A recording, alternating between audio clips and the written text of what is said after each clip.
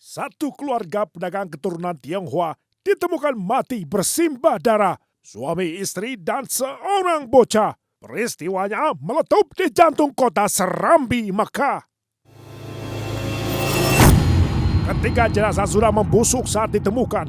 Yang mengerikan, pada leher ketiga korban ada jejak luka sayatan. Sungguh kejinya pembunuhan.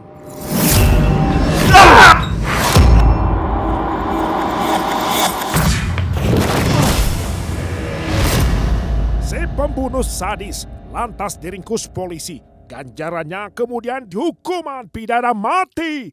Dia ternyata sopir korban sendiri. Ikuti ceritanya sesaat lagi. Inilah Rajapati. All weapons are holstered and stamped in. Line is clear.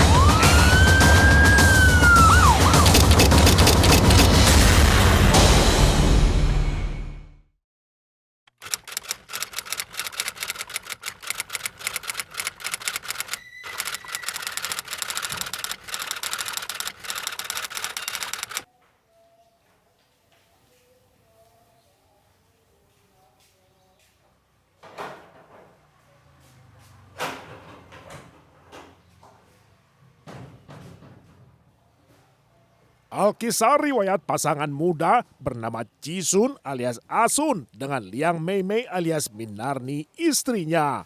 Sejak tahun 2015 mereka merintis usaha di sebuah rumah yang dijadikan gudang barang grosir di Jalan Teguh Panglima Polem ujung Gampong Mulia. Mereka berdagang beragam makanan ringan, skala grosir maupun eceran.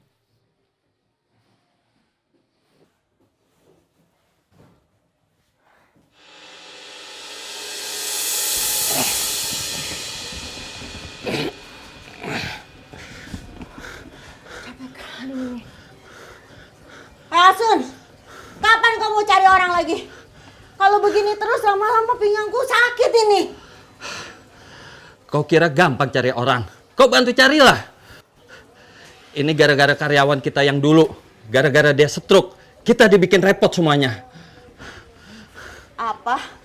Kau pikir aku nggak ada kerjaan? Nganggur? Aku ini banyak kerjaan. Ngurus anak, ngurus toko, ngurus keluarga semua. Kamu sabar dulu. Semua biar aku yang atur. Sebentar lagi ada orang yang mau datang ke tempat kita untuk bekerja. Ya mudah-mudahan dia mau bekerja kasar kayak kita. Iya.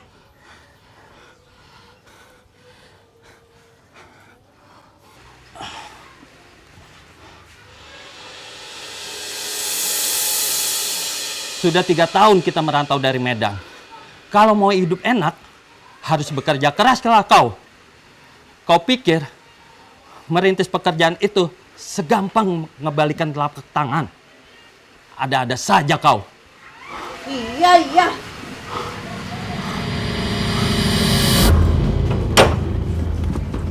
Assalamualaikum. Waalaikumsalam. Permisi bang. Saya mau tanya bang, apa abang masih butuhkan sopir? Iya, masih. Kamu mau bekerja di sini? Iya bang.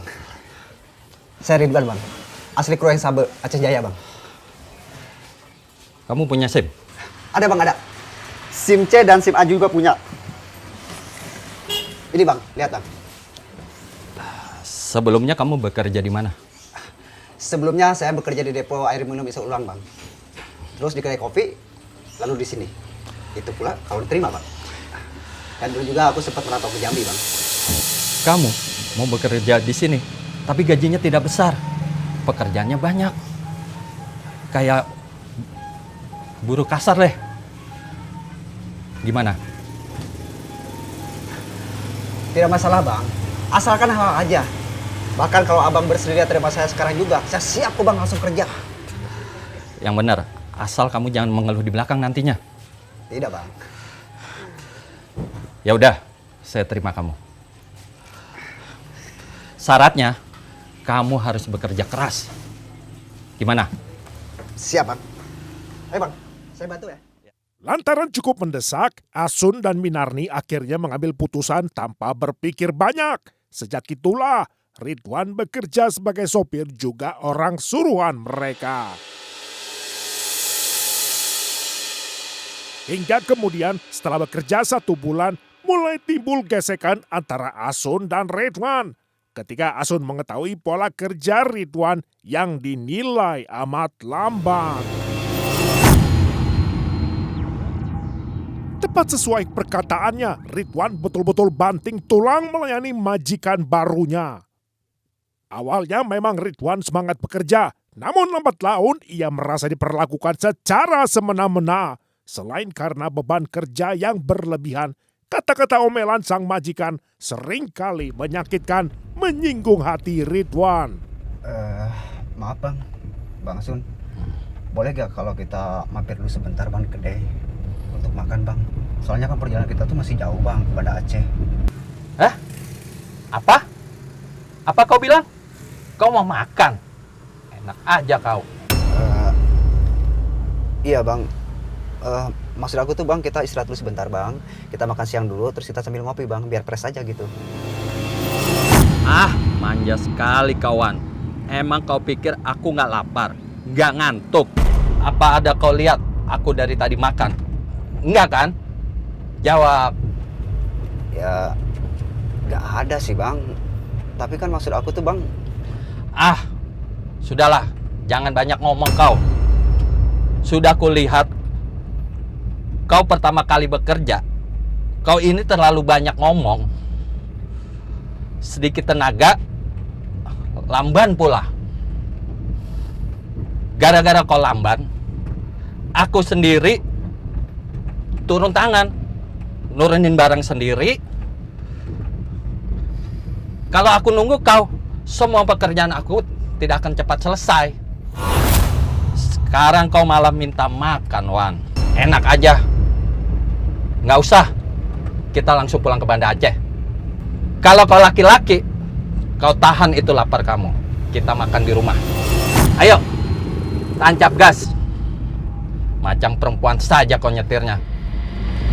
Cepat. Seketika Ridwan bungkam tak bisa berkata-kata sebab batin Ridwan tersiksa oleh ucapan Asun yang begitu menghina. Namun Ridwan sepenuh tenaga coba membendung amarahnya.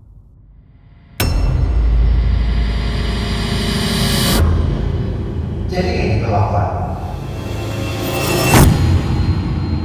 Sekarang mungkin aku hanya Taiwan Mas. Tapi hati-hati Mas. Karena aku bisa jadi musuh yang paling baik. Dan ini adalah pernyataan yang terakhir.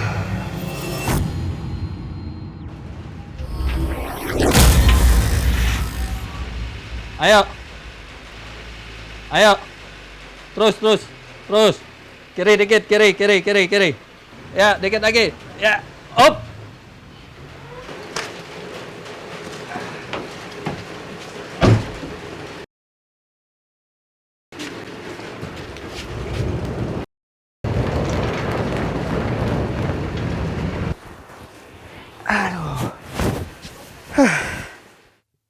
Setelah menahan lapar cukup lama, akhirnya mereka pun tiba di ruko Asun di Pocut Mera Insen, Kampung Mulia. Tak berlama-lama, mereka lekas mengisi perut kemudian melepas lelah. Terutama Ridwan yang merasa lega, akhirnya bisa memulihkan tenaga.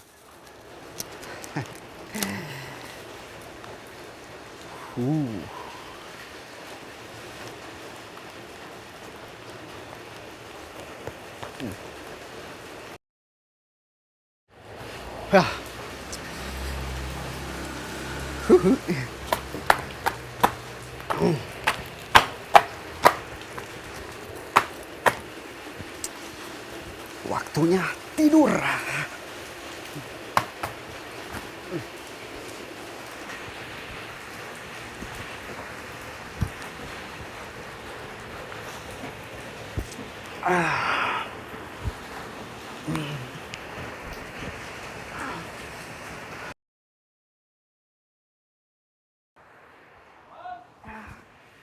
Setelah cukup beristirahat, Ridwan lanjut bekerja. Tiba-tiba Ridwan terkejut mendengar teriakan majikannya. apa ini? Namun Ridwan memilih melanjutkan pekerjaan. Perintah sang majikan diabaikan. Wan! Wan! Wan, ambil kain cepat, Wan! Bodoh amat. Ambil aja sendiri. Paling nanti juga kalau nggak diangkatin kardusnya saya dimarahin. Mendingan saya bongkar muat dulu aja. Enak banget nyuruh-nyuruh. Wan, manggil-manggil. Bang, gue lagi tidur aja. Ridwan tutup telinga. Ia terus menyelesaikan tugasnya. Untuk perkaranya, Asun membutuhkan bantuan segera sebab ia sedang mengeringkan lantai ruang belakang yang digenangi luapan air yang diduga berasal dari kamar mandi. Ridwan! Cepat, Wan! Lihat sedikit kau!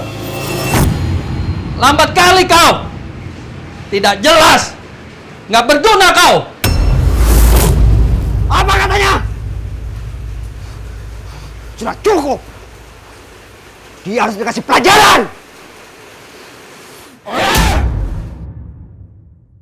Hingga akhirnya benteng kesabaran Ridwan runtuh juga. Ridwan pun murka karena tak terima terus-menerus dihina. Api murka Ridwan menyala-nyala. Ridwan haus darah layaknya.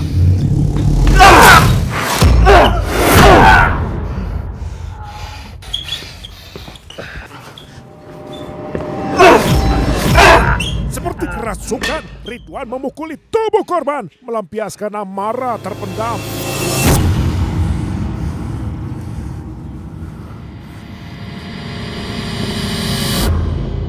Tumpahlah darah, maka tumpaslah satu nyawa.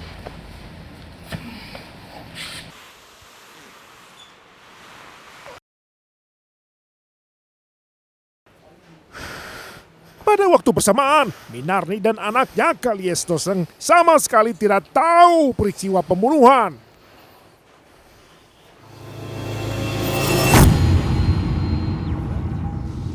Satu korban tak cukup rupanya. Istri dan anak sang majikan diincar Ridwan pula. Mama, tolong! Seolah obat penawar luka, nafsu dendamnya kembali menuntut nyawa. Terpantik suara di kamar mandi, Ridwan pun mengincar Minarni. Ada apa, Bang?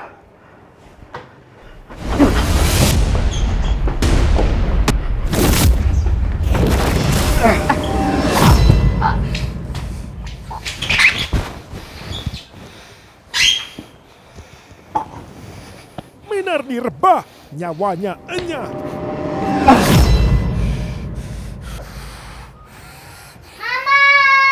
Umur bocah yang masih 8 tahun bukan alasan untuk Ridwan memberi ampun.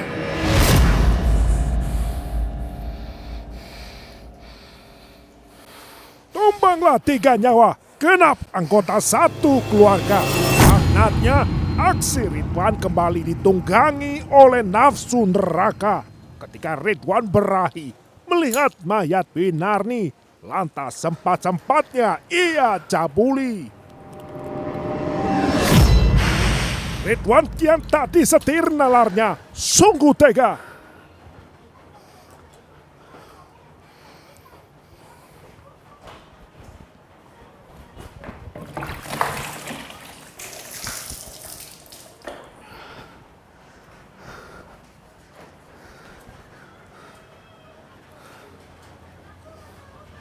Ridwan makin puas, harta korban lantas ia rampas.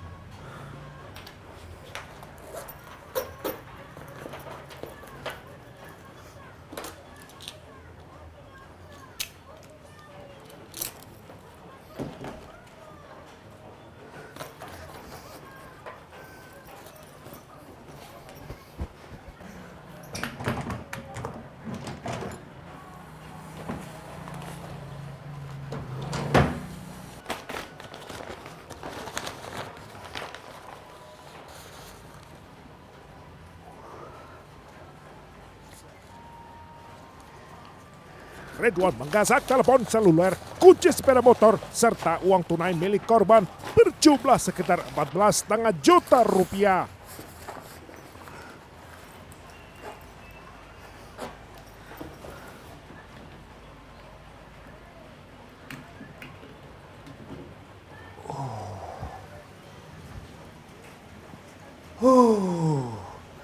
Segar.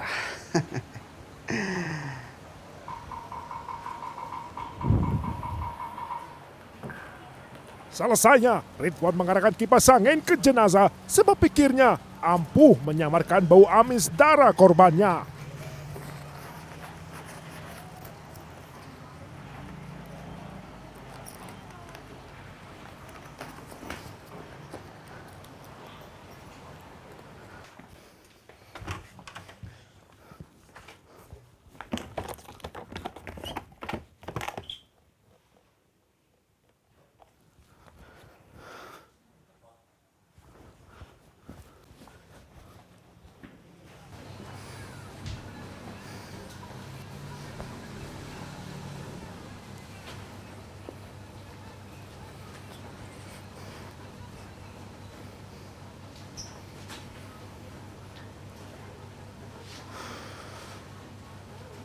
Sebelum Ridwan ambil langkah 1000, dari luar rumah ia gembok pagar dan pintu.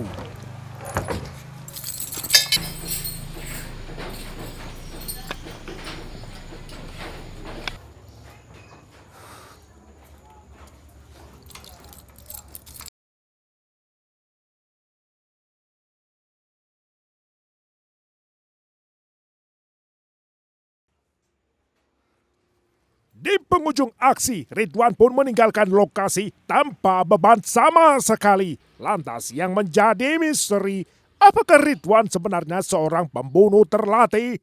Atau dia hanyalah seseorang yang mendapatkan inspirasi? Lalu, kemanakah ia melarikan diri?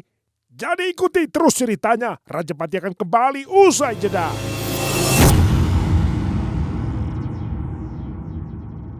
Empat hari pasca kejadian, 3 jenazah keluarga Asun akhirnya ditemukan. Di bawah terang bulan, rumah toko Asun, si distributor makanan ringan, semakin malam kian dirubung kerumunan. Ditambah aparat Polresta Banda Aceh bertebaran menambah dosis penasaran warga di lokasi kejadian. Awal terungkapnya bermula dari tetangga yang dimintai tolong via keluarga untuk memeriksa keadaan ketiga penghuni rumah. Sebab sudah sekian hari tak bisa dihubungi. Oleh karena terlihat tidak alami, saksi bernama Ekawati langsung melapor polisi. Pintu pagar didobrak dan ketiga penghuni ditemukan sudah mati. Ditemukan yang pertama jam berapa tadi, Pak? Tadi kasat telepon saya habis maghrib. Mungkin sebelumnya udah Informasi dari warga ya, Pak? keluarga. Karena sudah 4 hari Pak ya, nggak kelihatan keluar ya. Tiga. Sudah 3 hari apa 4 hari? 3 hari. Tidak buka pintunya 3 hari ya Pak. sejak hari Sabtu. Ada yang rusak ya, Pak? Itu pintu apa? Tidak ada. Bahkan kita yang rusak pintu untuk masuk ke dalam. Pekerjanya kali, Pak? Kita belum tahu. Karena polisi reskrim itu bukan dukun. Buah tangan Ridwan Maulana terbilang kejam tak terkira. Ahli forensik RSU Jainul Abidin menyimpulkan penyebab kematian ketiga korban karena roda paksa tajam pada leher korban. Lebih gamblangnya karena aksi pembantaian. Lalu di manakah Ridwan berada? Adakah ia menyesali perbuatannya meratapi ketiga nyawa? Selama 4 hari sebelum polisi menemukan jenazah korban, Ridwan alias Iwan bin Arbi Sulaiman melanglang buana berpindah-pindah tempat persembunyian. Ia bahkan suka-suka menikmati harta rampasan, membeli aneka barang idaman, serta bersembunyi di rumah orang tuanya di kampung halaman.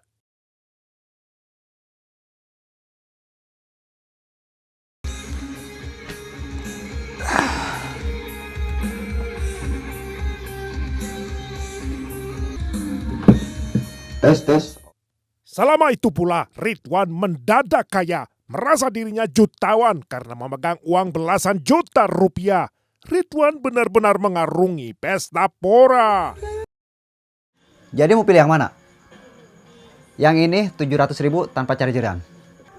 Untuk tambahan uang, Ridwan juga menjual ponsel korban kepada teman dekatnya bernama Salman. Ponsel bodong tanpa alat pengisi daya serta kotak dusnya. Kepada Salman, Ridwan mengaku hendak merantau ke negeri jiran, ke Malaysia lewat gerbang Pulau Batam. Oleh karena itulah, Ridwan memberondong segudang pertanyaan soal syarat pembuatan paspor kepada sang kawan. Aku itu mau pergi ke Malaysia. Malaysia? Maaf nih, maaf. Mau ikut gak? Enggak, masalahnya kau mau ngapain ke sana? Elah. Ya aku mau kerja lah di Malaysia. Alah, Wan. Kau di sini aja nggak ada kerja. Sok-sokan mau ke sana mau jadi apa kamu? Kerjaan di sana tuh bagus. Enak. Dan gajinya juga wow, besar. Salman tiada tahu bahwa motivasi Ridwan bukanlah bekerja, tetapi lari dari kasus pembunuhan. Udah lah, ini aja dulu. Aku beli satu. Thank you ya. Thank you, terima kasih. Oke.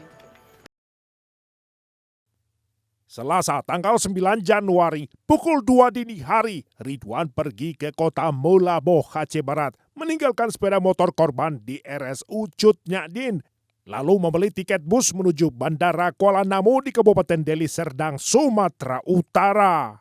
Selama masa pelarian, Ridwan terus dilacak dan dikejar aparat kepolisian, mulai dari Krueng Sabe, Aceh Jaya, lalu kota Molaboh, hingga Blangpiri di Aceh Barat Daya. Sampai akhirnya Ridwan dibekuk polisi di Bandara Kuala Namu, Sumatera Utara. Saat ditangkap oleh polisi berpakaian preman, Ridwan tampak pasrah tanpa perlawanan. Setelah dikejar selama 2 hari, Ridwan alias Iwan Maulana bin Sulaiman dibekuk polisi. Kemudian keesokan harinya, tim Jatan Ras Polda Aceh memboyong Ridwan Maulana kembali ke Banda Aceh, lalu dijebloskan ke sel tahanan Mapolresta. Lantas penyidik menyandangkan status tersangka terhadap Ridwan dengan sejumlah dakwaan menggunakan pasal pembunuhan berencana dengan pemberatan, subsidiar pasal pembunuhan, subsidiar pula pasal pencurian. Awal mula kecurigaan, polisi mendapatkan keterangan dari seorang saksi yang melihat Ridwan membawa kabur sepeda motor korban pada Jumat sore pada hari kejadian. Ditambah lagi temuan tulisan status di media sosial Ridwan tak cuma menimbulkan kecurigaan, namun juga bernada kebencian, mengarahkan analisis penyidik pada dugaan motif pembunuhan. Pasca penangkapan, orang tua Ridwan mengaku amat dipermalukan. Padahal di mata keluarga, Ridwan dikenal sebagai tulang punggung keluarga yang pendiam, ramah, dan tidak pernah bermasalah. Arbi Sulaiman, ayah kandung tersangka, mengaku sudah pasrah.